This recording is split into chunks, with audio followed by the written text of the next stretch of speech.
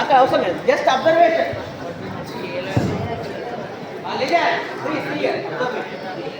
ఇది basic nature ఉంది కాబట్టి పింక్ కలరేషన్ ఉంది, ఇందులో యాడ్ చేస్తున్నా. సో డిజపేర్ అవుతుంది ఇమ్మీడియట్గా. ఇది యాసిడ్ కలిపితే కలర్ మారింది కదా. Okay right. ఈ యాసిడ్లో బేస్ కలుపుతున్నా, ఒకటేసారి కలుపు చూడచ్చు. లైట్గా కలిపినట్టు డిజపేర్ అయింది చూడండి.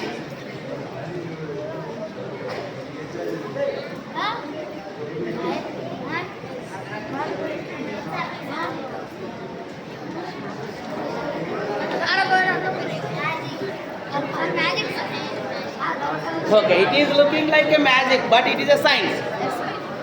ఓకే, ఇదే ఇందులో ఏముందంటే యాసిడ్. అంతకుముందు యాసిడ్ కలిపితే ఒకటేసారి మారింది. ఇందులో మొత్తం యాసిడే కాదు, కొంచెం కొంచెం పేస్ట్ కలుపుతున్నాం కాబట్టి ఇమీడియట్గా కలిపినట్టు కలర్ చేంజ్ అయినట్టు. Okay right. So by studying the acids and bases, I learned that phenolphthalein gives pink coloration with base.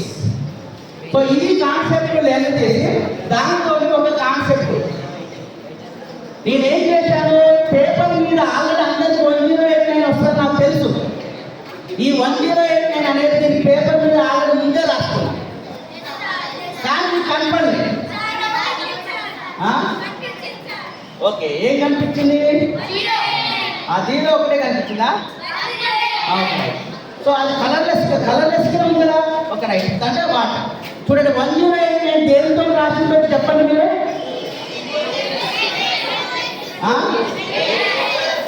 1089 నేను ఫినాప్థలిన్తో రాశాను. బ్రష్ తీసుకొని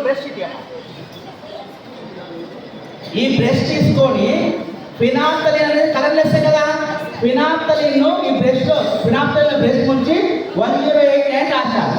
అది కలర్లెస్ కాబట్టి ఆరిపోయిన తర్వాత కొద్దిగా కనపడదు, అవునా కదా.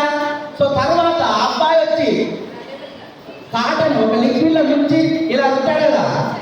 ఆ లిక్విడ్ ఏంటంటే light water, calcium hydroxide. Okay, సున్నం నీళ్ళు. సో సున్నం నీళ్ళు అనేది బేస్. ఆ బేస్లో ముంచి దాని మీద తడిపాడు.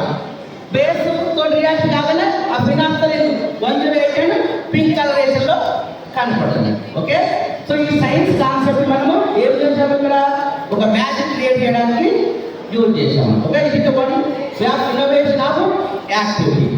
Okay right, that is